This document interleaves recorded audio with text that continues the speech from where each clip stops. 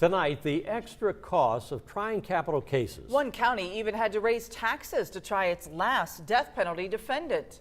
News 10's Brent Frazier is here with an explanation into this cost differential. Brent? Patrice, there's a whole petition process going on in Greene County to get the suspects in the Caitlin Wolfe murder tried as candidates for the death penalty.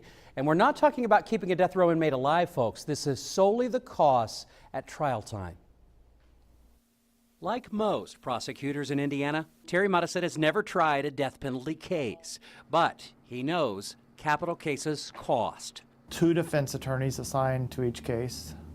If it goes to trial, the jury has to be sequestered under Indiana law. Modisett says the defense in a capital case is also required to hire expert witnesses, independent investigators too, all to ensure that a defendant facing death has a fair shot. This is extra protection for a defendant that now has been charged with murder, and the death penalty is being requested as part of the murder trial.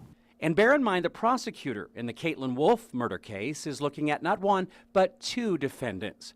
And the money's got to come from somewhere.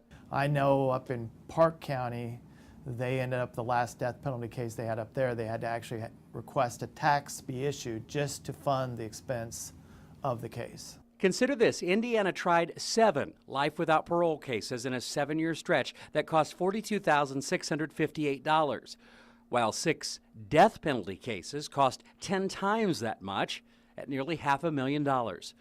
Modisett says he'd like to think he'd be able to set aside that a capital case could be cost prohibitive, but in reality, the reality of the situation, the cost has to be considered somewhat, but I don't think that should be the driving factor in the decision.